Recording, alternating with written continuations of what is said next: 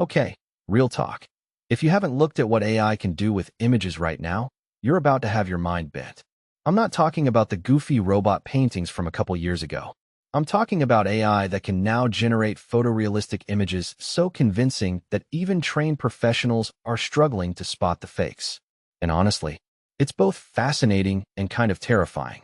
So let's break down what actually changed, why it matters, and what this means for artists, creators, and basically everyone scrolling the internet trying to figure out what's real anymore.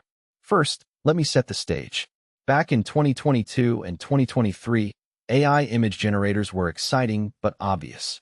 You'd see weird hands, uncanny faces, text that looked like someone had a stroke trying to write it. The AI was learning, sure, but it felt like watching a toddler paint.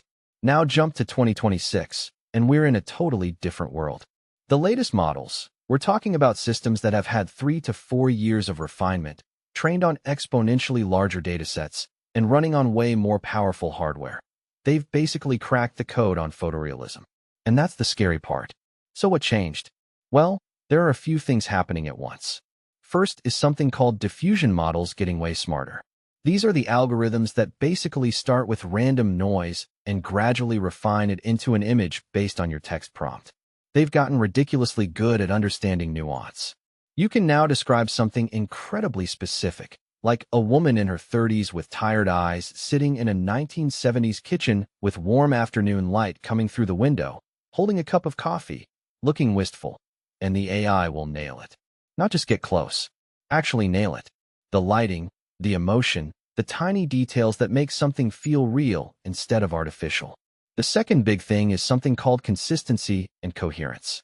A couple years ago, if you asked an AI to generate a full scene, different parts wouldn't quite match up. The perspective would be off, the lighting would contradict itself, the scale of objects would be weird. Now, the models are maintaining internal logic across the entire image. Everything adds up. Everything makes sense visually. That's a massive leap because that's what separates obviously fake from wait, did I see this somewhere? And then there's the training data explosion. These newer models have been trained on billions of images, including way more professional photography, film stills, and high-quality artwork. So they're not just learning from random internet pictures anymore. They're learning from the best visual content humans have ever created. It's like the difference between learning to paint by copying your friend's doodles versus studying in the Louvre. But here's where it gets genuinely spooky. The AI hasn't just gotten better at making pretty pictures. It's gotten better at making pictures that are specifically designed to look real. We're seeing AI-generated images that include realistic camera artifacts, like lens flare, chromatic aberration, depth of field blur, things that cameras do that your brain registers as this is a photograph. Some of the latest models can even generate images with realistic film grain or the specific color grading of different film stocks. Your brain sees these things and goes, okay, this is a real photo, before your conscious mind even engages. Then there's speed. You used to have to wait sometimes 30 seconds to a minute for a high-quality image. Now we're talking about generating multiple images in seconds. That means people can iterate, experiment, and refine way faster, which means they get better results way faster, which means the gap between what a human artist can make and what an AI can make keeps getting smaller. Now, the practical implications of this are wild. On the positive side, this technology is becoming an incredible tool for creators. A filmmaker can generate concept art instantly. A designer can explore 100 variations of a product in an afternoon. A small business owner can create professional marketing imagery without hiring a photographer. For people without resources, this democratizes access to visual content creation in a real way. But, and this is a big but, it's also making misinformation way easier. We've already started seeing deepfake images used to manipulate public opinion, damage people's reputations, or just spread confusion about what's real. And the problem is that as the AI gets better, it gets harder for most people to spot the fakes. Your average person scrolling social media, they're not trained to look for the telltale signs. They just see something that looks real and their brain accepts it. There's also the question of consent and copyright. A lot of these AI models were trained on images and artwork without the artist's permission or knowledge. Professional photographers, illustrators, painters, their work was fed into these systems so the AI could learn their style. Some of them are understandably furious.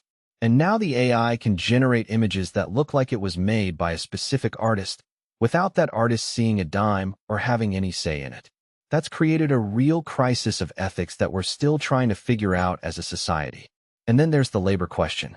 If an AI can generate professional quality images in seconds, what happens to all the people whose job was generating images? Photographers, illustrators, graphic designers. These aren't hypothetical concerns for them. Some are already feeling the squeeze. Others are adapting, learning to use AI as a tool to augment their work rather than replace it. But it's a real transition, and it's happening faster than a lot of people expected. Here's what I think is important to understand, though. This isn't a story where the technology is good or bad. It's a tool. And like all tools, it can be used to create or to deceive, to help or to harm. The scary part isn't really that AI art got good. The scary part is that we as a society haven't caught up with the implications yet. We don't have strong regulations about where AI images can be used. We don't have good ways for most people to verify if something is real. We don't have clear legal frameworks about copyright and training data. We're basically playing catch-up. So what do you do with this information? Well, first, get skeptical. Start thinking about the images you see online differently. Look for inconsistencies. Check sources. If something seems too perfect or too convenient, it might be. Second, if you're a creator, start thinking about how this technology might affect your work, whether that's learning to use it or figuring out how to differentiate your human-made work. And third, stay informed. This stuff is moving fast, and the more people understand what's actually happening, the better equipped we'll be to handle it responsibly. The truth is, AI art in 2026 is a mirror held up to who we are as a society. It shows us what we can create, but also how easily we can be fooled. It shows us incredible potential and real risks at the same time.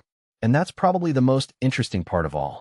If you found this breakdown helpful and you want to stay in the loop about what's actually happening with AI, not the hype, not the fear-mongering, just the real story, hit that subscribe button.